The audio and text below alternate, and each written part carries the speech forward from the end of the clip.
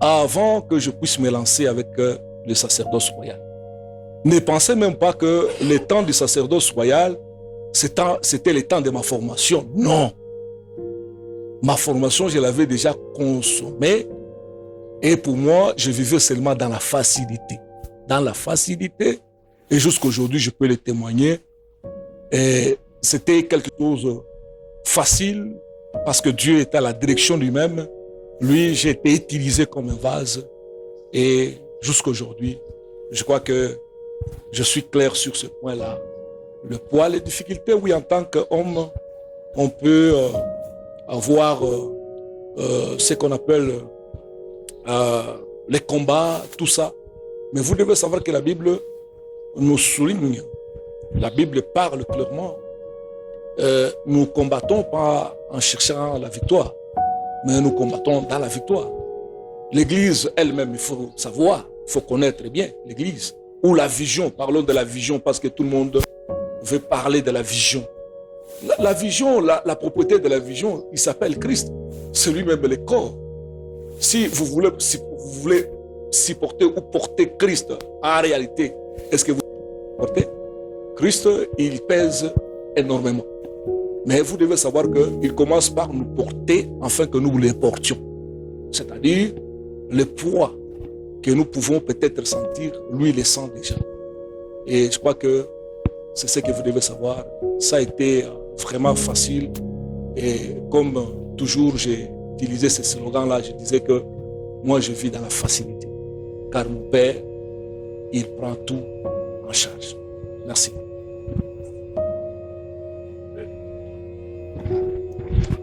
Merci beaucoup, pasteur. On aimerait savoir c'est quoi sacerdoce royal et pourquoi sacerdoce royal. Merci. Merci, ma princesse Elga. Je crois bien, pour ne pas te prendre beaucoup de temps, sacerdoce royal, c'est une représentation de Dieu sur la terre. Depuis la Genèse, vous devez savoir que Dieu voulait rencontrer son peuple. Il a commencé d'abord par monter un sacerdoce. Le sacerdoce qui devait être une représentation de Dieu parmi son peuple. Dans le Nouveau Testament, la Bible nous dit dans 1 Pierre, chapitre 2, le verset 9, c'est là où nous avions tiré ce nom là-bas.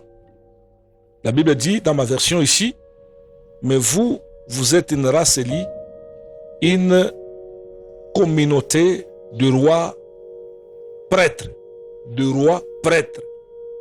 une nation sainte, un peuple que Dieu a libéré pour que vous célébriez bien haut les œuvres merveilleuses. Je crois bien,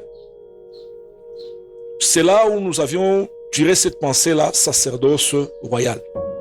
Pour ne pas vous parler aussi de la révélation de la part de Dieu. Parce que dans tout ce que nous sommes en train de faire, vous devez savoir que si Dieu n'y est pas, cela veut dire c'est quelque chose qui ne peut pas impacter, qui ne peut pas durer. C'est quelque chose qui a commencé avec Dieu. Dieu nous a inspirés sur ce passage et nous a montré là-bas. C'est là où nous avions même tiré ce qu'on appelle la vision même de l'Église. Et nous sommes les sacerdotales. Appelez-nous comme ça, les sacerdotales.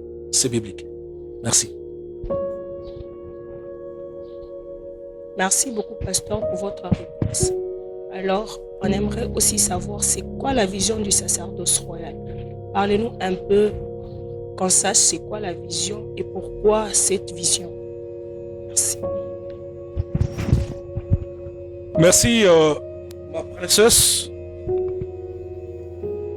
Je dois répondre vite. C'est quoi la vision? Nous avons la mission de retourner le valet. Pourquoi devons-nous retourner le valeur? Le valeur était absente dans la vie de Jean? Non.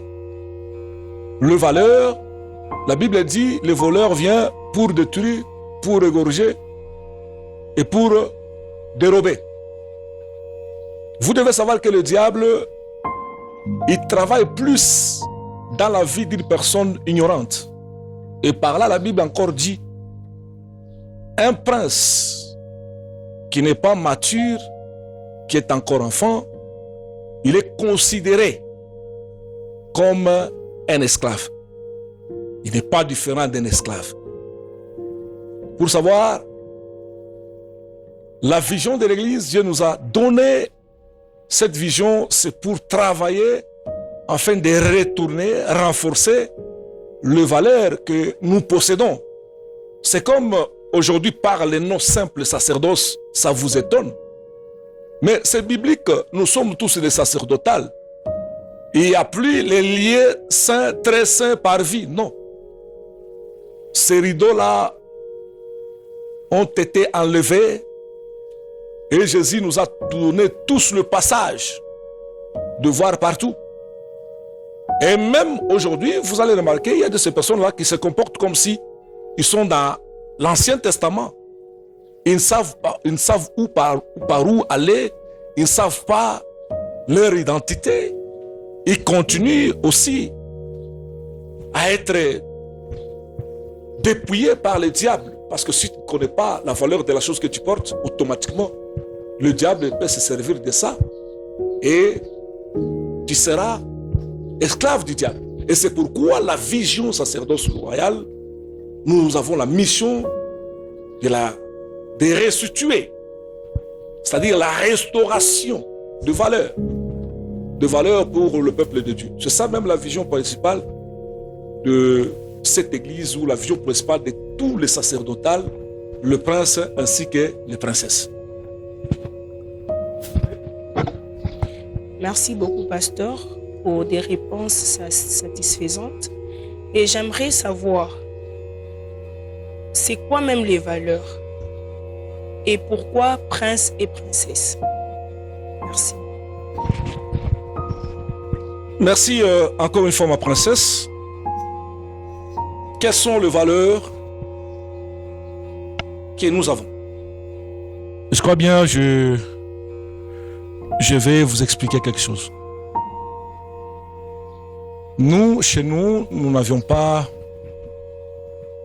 défendu aux chrétiens de s'appeler par leur nom ou par frère, sœur. C'est biblique aussi. Paul l'a souligné plusieurs fois. Chers frères. Mais d'où nous avions tiré les noms-là, prince.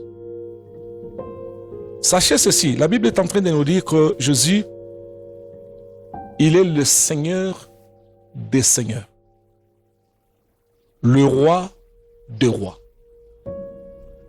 le Fils, l'unique Fils de Dieu. Qu'est-ce qu'il a fait? Il a partagé son identité avec nous. Et la Bible dit, nous sommes dans le royaume de Dieu. Un royaume de Dieu. Et nous sommes les co-héritiers avec Christ. En d'autres termes, nous sommes les princes avec Christ. Le mot la prince ou le nom la prince ne puisse pas vous tourmenter, vous compliquer pour rien. Il y a quelque chose. Jésus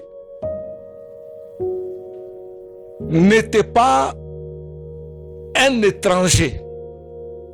Ça, vous devez le savoir. Jésus était l'enfant de Dieu et Dieu a donné ce Jésus-là comme sacrifice à tout le monde. À tout le monde. C'est-à-dire, ceux-là qui recevront Christ, ils auront l'identité de Christ. De la même façon, on peut appeler les gens chrétiens. Parce que le nom là chrétien, vous devez savoir, le nom chrétien là, on ne s'appelait pas comme ça. Les gens ont commencé à s'appeler chrétiens.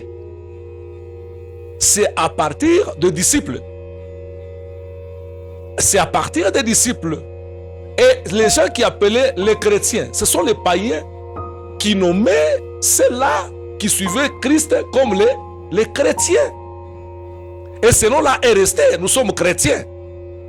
Et de la même façon, nous avions aussi compris la parole de Dieu, parce que cette parole de Dieu nous révèle beaucoup de choses.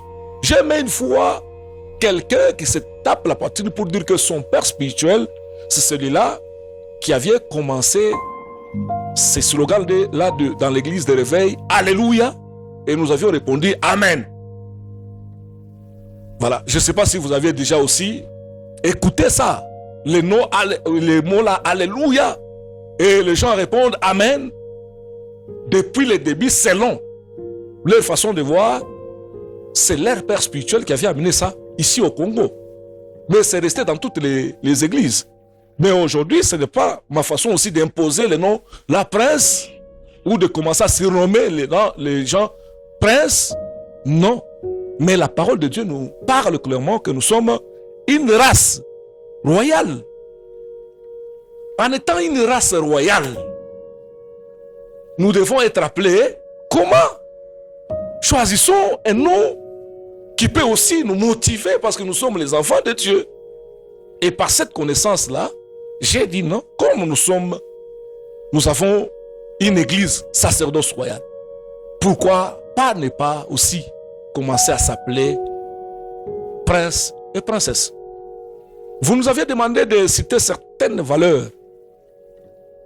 Oui, si vous ne le saviez pas, moi je vais regretter. Vous savez, une fois, je me suis vu avec quelqu'un.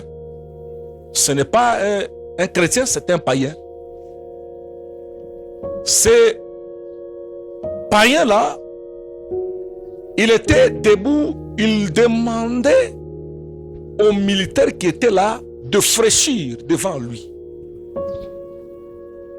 Et quand il demandait au militaire, le militaire était en train de regarder qui est ce monsieur qui nous demande nous de fraîchir devant lui. Et il élevait sa tête et il dit, je suis l'enfant du président et vous devez m'honorer. Et automatiquement, le militaire, il commence à trembler et ils ont commencé à honorer parce que c'est l'enfant du président. Qu'est-ce qui a fait que le militaire puisse avoir peur de cet enfant? C'est parce que son père, c'est un président. C'est là où je vous ai dit que si vous ne reconnaissez pas que vous êtes les enfants de Dieu, le monde ici marchera sur vous. Dans une de mes prédications, j'ai dit que le monde ici existe parce que les chrétiens sont encore là. Le jour où nous partirons, le monde restera dans le chaos. Et c'est une vérité. Nous sommes les enfants de Dieu. Pour démontrer que nous possédons beaucoup de valeurs, j'ai commencé par vous appeler prince et princesse. C'est-à-dire un prince, il doit directement être réveillé. Un prince, il a une responsabilité de jouer son rôle de prince. Un prince ne doit pas fraîchir n'importe où, n'importe comment. N'est-ce pas, nous voyons des chrétiens en train d'adorer des pasteurs. Vous ne le voyez pas. Vous voyez des chrétiens en train de trembler devant les gens pendant que c'est eux qui ont la clé ou les clés pour ouvrir et pour fermer. Et aujourd'hui, et j'aimerais aussi, avec les enfants de cette vision, qu'ils ne puissent pas arriver à fraîchir devant n'importe quoi, trembler devant un démon. Non, nous sommes les princes ainsi que les princesses, les co-héritiers de Christ. Si vous voulez nous appeler comme ça, appelez-nous aussi les rois. Oui, appelez-nous aussi les rois parce que Jésus est le roi des rois. C'est-à-dire que si on l'appelle le roi des rois, c'est-à-dire nous sommes rois aussi là où nous sommes. Nous sommes rois aussi là où nous sommes. Nous avons les valeurs et les valeurs sont là. Nous avons beaucoup de valeurs. Sur du côté, laissez-moi quelques minutes pour parler aussi des valeurs que nous possédons parce que l'homme possède les valeurs qui sont, je parlais bien, qui sont invisibles et qui sont visibles. Parlons de l'homme en général, même les païens là, ils savent qu'ils ont des valeurs. Ils ont des valeurs. Ils ont des valeurs. Si vous ne savez pas exploiter vos valeurs, sont des valeurs naturelles que Dieu vous a données. Vous regardez des personnes belles, beaux, en train de faire de n'importe quoi. Mais la personne ne connaît pas que le statut que Dieu lui a donné, il doit conserver ça pour la gloire de Dieu.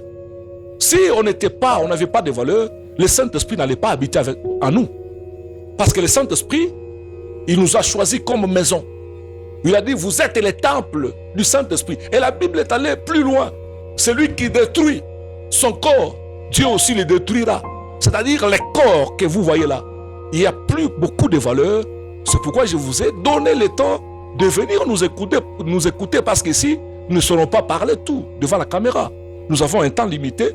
Mais venez nous écouter, commencez à suivre nos pages. Vous allez auditionner, vous allez écouter les messages que nous sommes en train de donner. Que Dieu vous bénisse. Alors, merci beaucoup, Pasteur Dieudonné, pour cette réponse encore apaisante.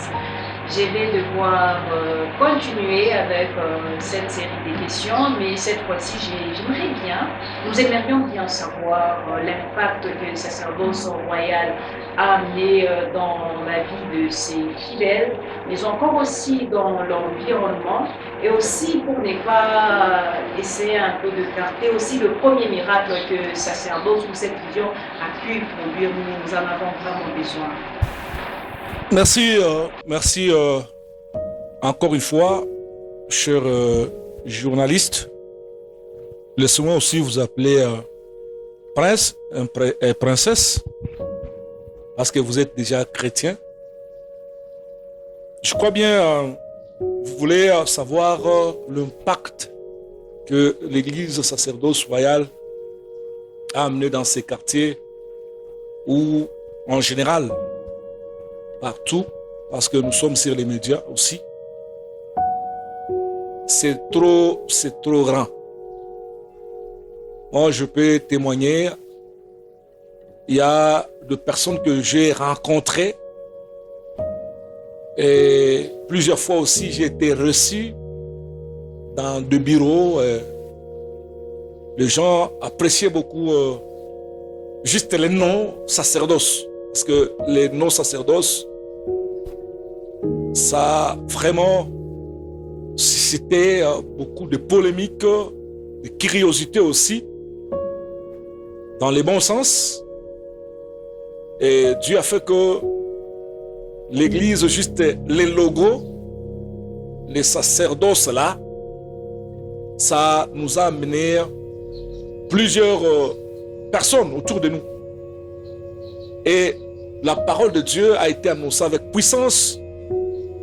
Parce que quand Dieu vous appelle, il vous donne tout ce qu'il faut pour faire face. Je crois que si le point impactation, nous avions plusieurs témoignages. Si vous voulez parler de miracles, les miracles nous suivront toujours. Le miracle, nous suivrons toujours. Nous vivons les miracles chaque jour, chaque instant.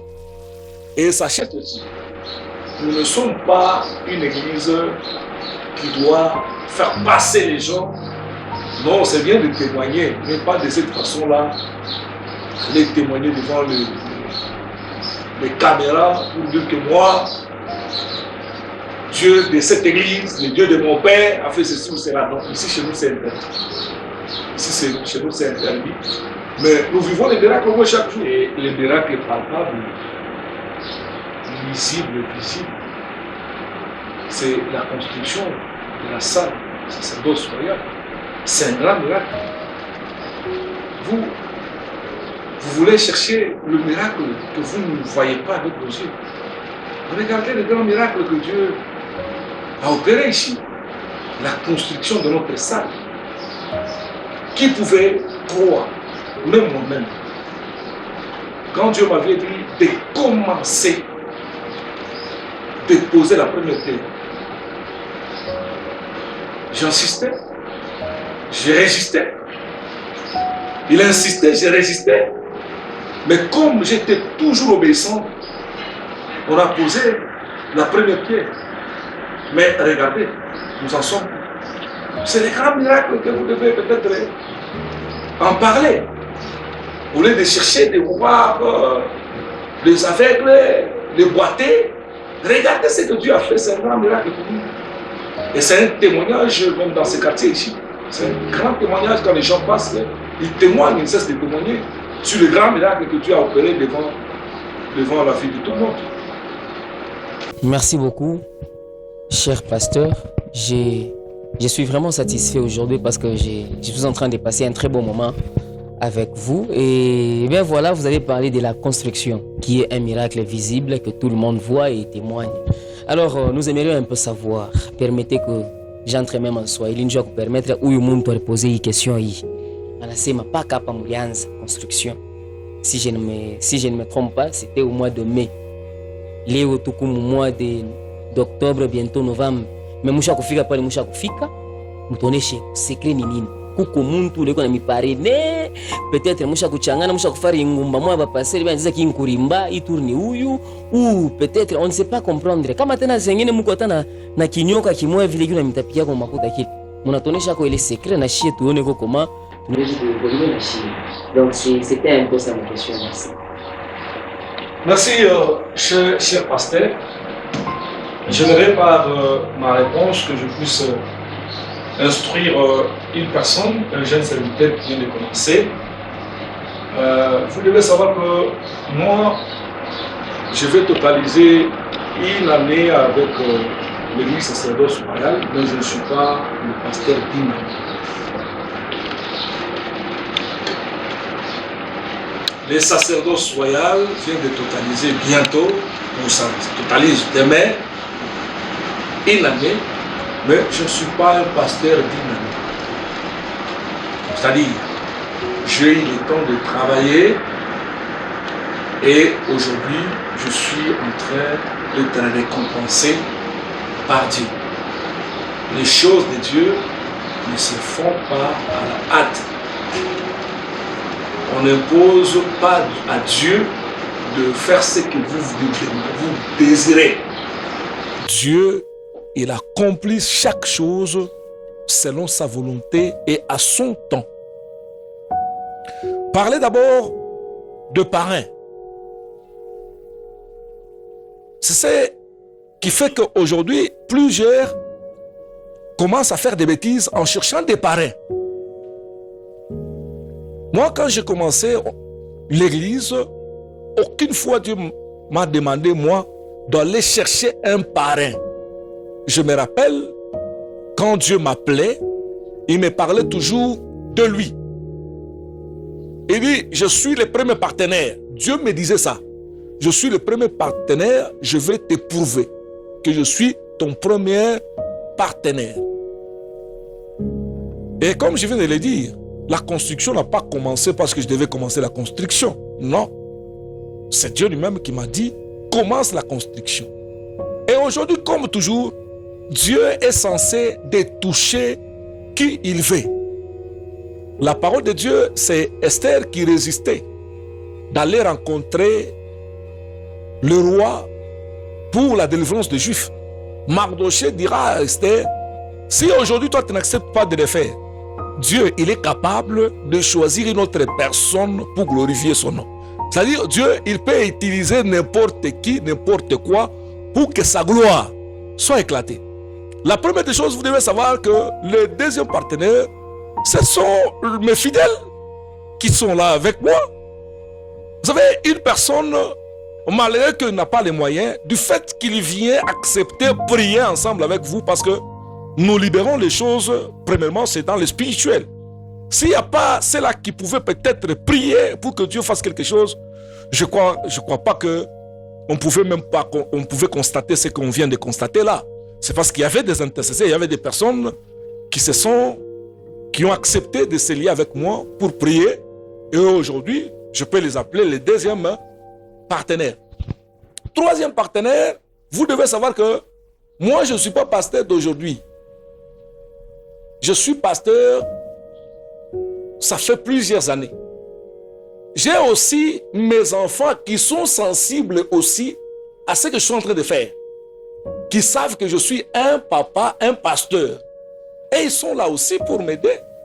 Dire que j'ai un parrain, non, c'est faux, archi faux. Je n'ai pas de parrain ou je ne suis pas dans une association de pasteurs. Non. Depuis que j'ai commencé ici, je crois même pas une fois associer un pasteur ou entrer dans un kinkurimba. Jusque là, je travaille toujours avec les pasteurs qui sont avec moi dans l'église sacerdoce royale. Et en dehors de ça, oui, il y a des personnes fortes. Quand Dieu donne la vision, il donne aussi la provision. N'oubliez pas, il y a des personnes très sensibles. Si vous me demandez de citer ces personnes-là, je vais les citer. Je vais les citer, ils ne sont pas cachés. Je peux le citer que telle personne m'a appuyé, telle personne m'a appuyé, ce n'est pas aussi mal. Mais ce n'est pas aussi important de les citer. Parce que si je les cite, sans qu'elles-mêmes ou elles-mêmes ne puissent m'accorder le temps, je ne peux pas les citer. Je sais qu'il y a plusieurs personnes. Et vous êtes témoins, ne faites pas semblant, pasteur. Je crois que pendant la construction, je vous avais demandé d'aller rencontrer quelqu'un. Cette personne n'a jamais foulé ses pieds ici. Mais vous aviez donné un camion de moellons. Et cette personne n'a jamais foulé ses pieds ici. Vous êtes témoin. Et une fois on était avec vous, nous avions reçu 100 briques, des blocs ici. Et jusque maintenant, là, on ne connaît même pas la personne qui avait donné. C'est-à-dire, Dieu a préparé même les corbeaux, les gens qui sont loin de nous, mais qui pouvaient nous aider. Pourquoi? Parce que c'est Dieu.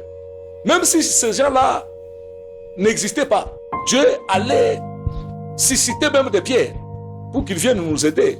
Mais comme il y a des personnes, comme j'ai toujours dit même dans l'enseignement de l'adoration, j'ai dit que Dieu ne pouvait pas susciter les pierres pendant que les hommes sont là. Comme il y a des personnes sensibles, des personnes disponibles, et je demande que Dieu répande encore la pluie de personnes là, qu'ils aillent encore, parce que nous voulons terminer cette salle. Elle sera une salle, vraiment une salle de prière. À tout le monde de venir prier avec nous. Merci. Voilà. Alors, pasteur Dieudonné, vous venez de nous parler des exploits que Dieu a eu à faire au cours de cette première année, notant aussi que vous aviez déjà autour de vous quelques pasteurs. Nous voudrions bien savoir combien de pasteurs avez-vous à vos côtés? Non seulement ça, et sachant maintenant de tout le monde qu'actuellement, il y a des pasteurs qui se font payer. Il y a déjà des communautés où on paye des pasteurs. Est-ce que vous payez aussi les vôtres? Et aussi aux différents voyages que vous faites, nous sentons que vous avez vraiment de moyens qui vous permettent en tout cas de faire un peu le tour partout. Qu'est-ce que vous pouvez nous répondre par rapport à cette préoccupation? Merci encore une fois, ma princesse Fallon. Je vais bien vous répondre.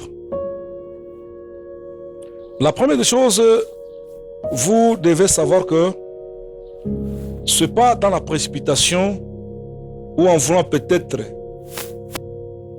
garder le gens que j'ai eu à oindre, le pasteur ici. Non. Cette église est conduite par l'Esprit. Dieu m'avait demandé de oindre le pasteur. Et le pasteur, pour qu'ils font quoi? C'est-à-dire, il y a déjà une communauté. Il y a déjà des personnes qui sont les sacerdotales, qui sont partout dans le monde. Et ils doivent être conduits par le pasteur. Pourquoi le pasteur aussi? La vie est trop grande. Je ne saurais pas le faire moi-même, mais il fallait qu'il y ait quand même des personnes capables d'appuyer. Et vous devez savoir que si vous parlez de salaire que moi j'ai disposé pour les gens qui travaillent avec moi, c'est un mensonge debout. Un mensonge debout. Et sur cette question, je n'allais même pas répondre. J'allais vous donner le temps d'aller poser des questions aux personnes qui sont avec moi. Moi, les gens qui me suivent, qui sont avec moi, ce ne sont pas des personnes cupides. Ce sont des personnes vraies. Les enfants que Dieu a mis à mes côtés. Oui, c'est ce que je suis en train de parler. Je peux les citer. Il y a Papa Olivier Amouli, que vous voyez. Il met toujours à ma disposition ses caméras, son temps. Il est là en train de me servir. Demandez combien j'ai eu à payer à Olivier. Demandez combien j'ai eu à payer à Olivier depuis le début jusqu'à aujourd'hui. Au contraire, c'est Olivier qui vient me payer, qui vient m'appuyer, ce que je suis en train de parler. Sa femme est là. Elle allait même crier, elle allait même dire non, c'est fini, nous sommes devenus comme nous sommes devenus parce que... Mais ils sont là, tous d'accord. Mari et femme, en train d'appuyer, de donner leurs moyens aujourd'hui à cette église. Parlons des pasteurs. Vous pensez vraiment que le pasteur, parlons de pasteur Lumière d'abord, parmi les pasteurs, parlons de pasteur Lumière. Pasteur Lumière, allez lui poser la question. Contrairement à ce que vous êtes en train de voir, moi, j'ai eu à manger beaucoup de pasteur Lumière. Allez lui demander si une fois, j'ai eu à lui payer une veste. Je retourne à toi, Princesse Fallon. Je parlais de toi avant que tu n'aies venu ici. Pasteur Lumière et témoin, aussi une autre personne que je ne peux pas citer son nom, sont tous témoins. Je parlais de Fallon qui sera avec moi dans les jours qui viennent. Avant de lancer le 3 novembre, je parlais de Fallon. Et aujourd'hui, tu es là avec moi. Avant de me poser cette question-là, réponds à ceux-là, peut-être, qui te disent non, là c'est le salaire. Montre-leur combien ton bulletin de paye, tout ce que moi je te donne, tu les montres. C'est pas caché. Est-ce qu'on peut cacher son bulletin de paye? Non. Va leur montrer ton bulletin de paye. Dis combien je t'ai déjà donné depuis que tu es là. Contrairement, toi, je peux parler de cette somme-là que tu m'avais amenée. Toi, Fallon. Pour la contribution de tout ce que nous sommes en train de faire. Pour appuyer le ministère. Moi, du fait que moi je ne suis pas cupide, je ne supporterai jamais d'avoir des personnes cupides auprès de moi. Non. Nous ne sommes pas là pour chercher à bouffer l'autre. Nous sommes là pour associer, ajouter quelque chose à l'édifice de ce que nous sommes en train de faire. Je crois que ma réponse est trop claire. On n'a jamais payé quelqu'un ici et on n'a pas aussi l'argent pour payer les gens. Nous n'en avons pas. Parlons de voyage. Je crois que ça va peut-être lui faire mal. La personne qui s'en charge, la personne qui s'est déplacée pour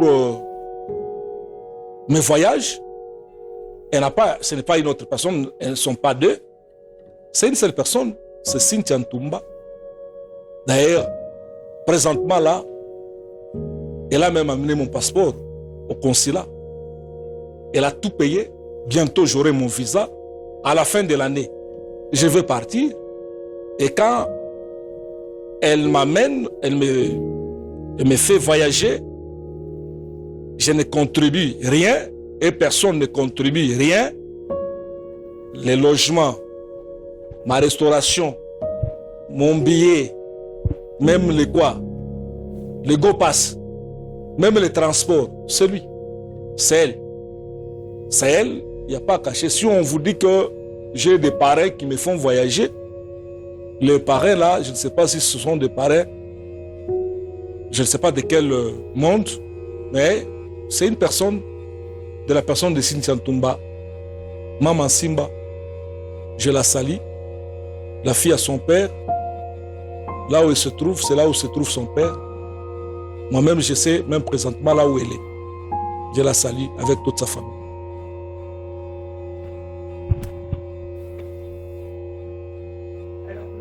pasteur, dites-nous quels sont selon vous les principaux enseignements que vous tirez de cette première année du sacerdoce royal. Merci, merci ma princesse Elga. Je bénis Dieu, surtout soyez très à l'aise. Il y en a plusieurs.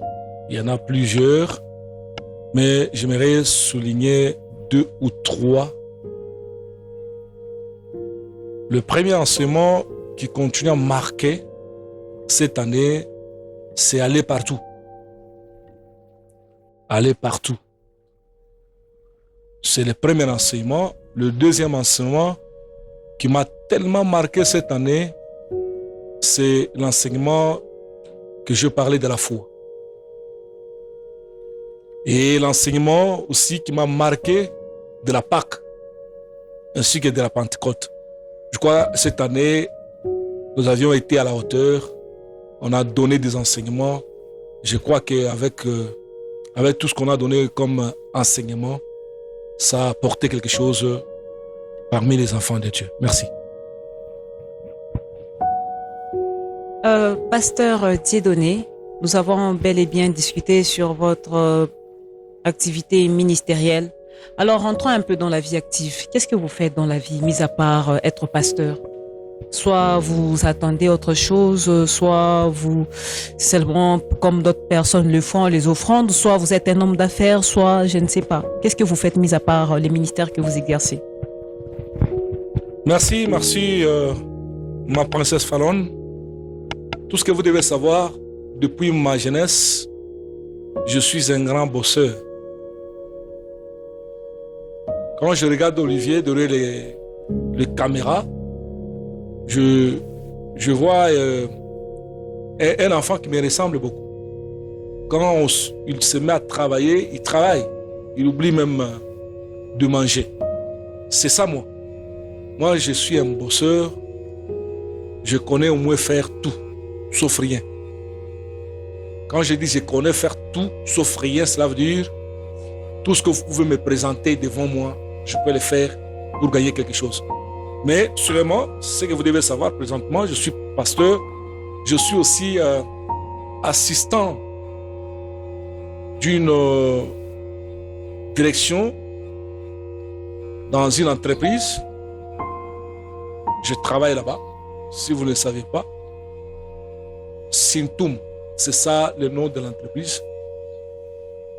Je crois que c'est là où je travaille comme assistant de la direction. Merci. Pasteur Dieudonné, aimez-vous l'argent?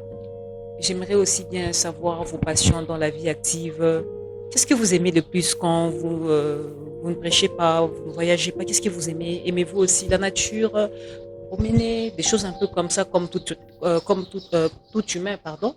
Tout humain aussi qui a quand même aussi le droit de passer un peu plus de temps, soit vous passez plus de votre temps en famille. On veut un peu connaître aussi vos préférences. Merci, ma princesse. Vous voulez savoir si j'aime l'argent? Non, je n'aime pas l'argent. Mais je souhaite que l'argent puisse être au service même avec moi pour l'œuvre de Dieu. L'argent doit être là afin que je fasse bien le travail de Dieu. Aimer l'argent, non. Parce que Dieu, il possède tout. Dieu, il était capable de faire sortir l'argent là où on ne s'attendait même pas. Dans les poissons, il a fait sortir l'argent. Aimer l'argent, c'est comme si je contredis la parole de Dieu. Parce que la Bible dit, tu ne dois pas aimer deux maîtres. J'aime seulement Dieu. Deuxièmement, j'aimerais répondre par rapport à ma passion. Est-ce que j'ai une passion que je peux expliquer ici? Oui, je suis dans la joie. J'aime beaucoup prêcher la parole de Dieu. Partout où je suis, je prêche.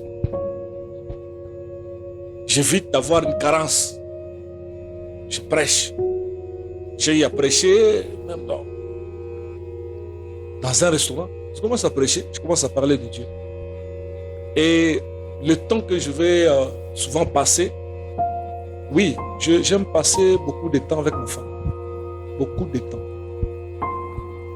Même si je suis chez moi ici, je passe beaucoup de temps, d'ailleurs beaucoup, avec ma femme. Je me sens très à l'aise quand je passe mon moment de relax avec ma femme. Avec ma femme plus. Avec ma femme. Merci. Merci beaucoup, pasteur. Vous venez de nous parler d'une année réalisée déjà, depuis là, bientôt. Vous aviez commencé le 3 novembre 2024 et bientôt là, ça sera le 3 novembre 2025. Qu'est-ce que vous avez prévu? Une célébration, je ne sais pas quoi, selon votre organisation. Qu'est-ce que vous pouvez nous dire par rapport à ça? Merci. Merci, pasteur. Merci beaucoup pour cette belle question. Parce que j'attendais cette question-là. Mais vous devez savoir que nous avions déjà annoncé, on avait déjà annoncé à l'église, nous avions préparé les membres pour l'anniversaire de l'église. Normalement, on devrait célébrer notre première année le 2. Pourquoi pas le 3? Parce que le 3 de cette année, le 3 novembre, ça va tomber le lundi. Ça a été prévu qu'on fasse ça le dimanche.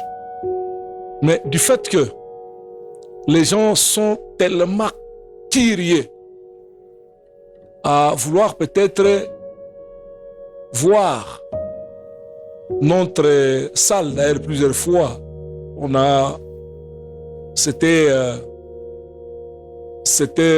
une loi qui était sortie que personne ne pouvait prendre les images de l'église, c'est-à-dire de la salle. Du fait que l'anniversaire sera célébré dans la même salle. Je me suis dit non, parce que papa Olivier aura toujours besoin de prendre les images.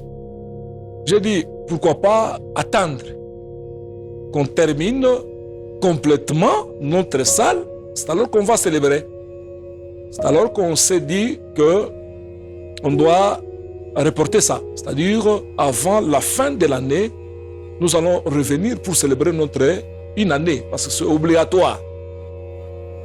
Nous aurons un programme, je crois, un programme de 4 jours. Les affiches sont déjà prêtes. On devrait directement lancer ça, mais comme c'est pas possible qu'on lance. Et puis, nous sommes dit non, avec l'ensemble de mon équipe, on ne doit pas se lancer. On attend qu'on termine complètement la salle. La salle n'est pas complètement finie, mais elle doit, par la grâce de Dieu, on doit la finir complètement pour qu'on célèbre en même temps notre premier anniversaire, en même temps dédicacer notre salle sacerdoce royale. Nous voulons combiner les deux. Ça sera, par la foi je parle, avant que l'année se termine, nous allons célébrer notre premier anniversaire. Merci. Merci beaucoup, pasteur. La célébration d'une année de l'existence du sacerdoce royal. Quel est le message en un mot? En un mot, si quelqu'un venait demander, c'est quoi le message que vous tirez en un mot seulement? Merci mon pasteur.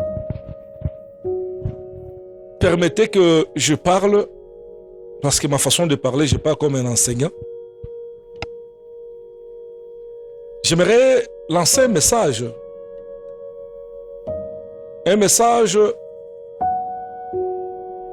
pour tous les sacerdotales qui me suivent en ce moment. Une année nous pousse à grandir. C'est-à-dire, après le 3 novembre, nous devons être comptés parmi les personnes qui ont la maturité Pourquoi? Parce que nous avions consommé les enseignements. Et ça, c'est déjà quelque chose. Et vous devez savoir que aussi, la foi, parce que nous avions beaucoup parlé sur la foi, cette année, centrez-vous sur la foi. Parce que la foi, c'est ça même le central de tout. Si vous voulez aller plus loin avec Dieu, vous voulez faire de grandes choses avec Dieu, que votre foi continue à travailler. Si vous étiez fatigué quelque part, après cette année, soyez fortifiés et réajustez votre foi. C'est le grand message que je donne à toute la communauté chrétienne. Que Dieu vous bénisse. Vous avez été nombreux à nous suivre de partout où vous êtes. Nous sommes presque à la fin, avant que nous ne nous quittions. Je demanderai à l'homme de Dieu ou à notre invité du jour de pouvoir dire quelque chose ou dire à ces milliers de téléspectateurs qui ont été là, qui nous ont accordé, qui nous ont fait confiance, du début jusqu'à la fin, à ces points de presse, de nous dire quelque chose que vous pouvez leur dire. Merci, ma princesse. Laissez-moi vous dire, vous qui nous suivez, de partout où vous êtes, je crois bien le message que nous vous apportons, c'est pas un faux message, c'est un vrai message. Comme c'est le vrai message, ça se fait suivre par des signes de Dieu. Nous sommes au temps où vous devez vous réveiller. Si vous ne vous relevez pas, si vous repoussez tout demain, sachez que le demain là, un jour ne sera plus cité. C'est le moment où vous devez vous relever afin de travailler les valeurs que Dieu a placées en vous. Et ces valeurs-là, personne d'autre ne peut les travailler à votre place. Travaillez avec la parole de Dieu et surtout avec la vraie parole de Dieu. Parce que la parole est plusieurs fois piratée. Et la vraie parole, quand elle vient, elle confirme par des signes. C'est ça la vraie parole.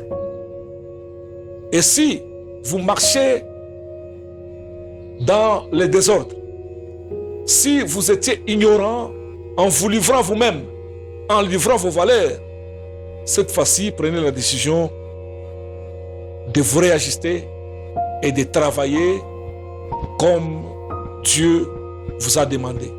Et je voulais aussi encourager mon équipe de chaque jour, mon équipe qui m'a accompagné depuis le début. Bien sûr, on peut nous voir, nous, mais vous devez savoir que derrière moi, j'ai une belle équipe. Une équipe qui gagne toujours. Les sacerdotales. Les sacerdotales. Je vous encourage et je vous demande encore une fois la persévérance. Ne vous arrêtez pas. Ne vous fatiguez pas. Ne vous reposez pas. Une autre saison commence. Après une année, c'est un autre travail qui s'augmente, qui s'ajoute. Soyez à la hauteur parce que nous sommes tous ouvriers avec celui qui nous a appelés. Que Dieu comble vos besoins, vos vides.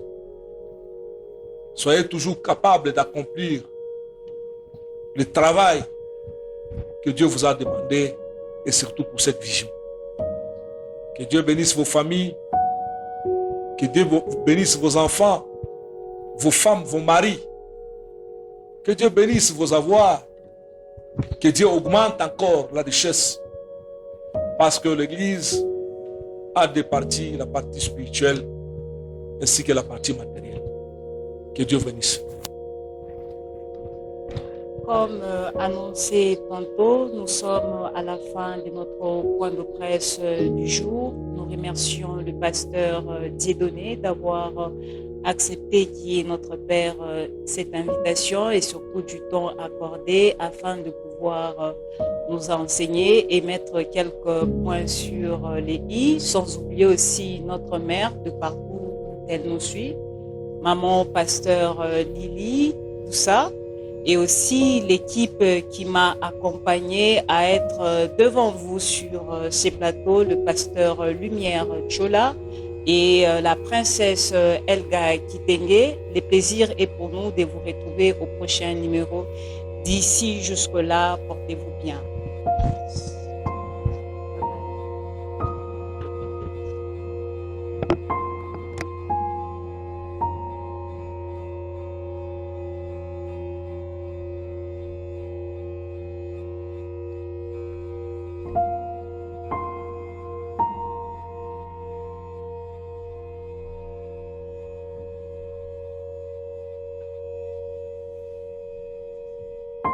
Thank you.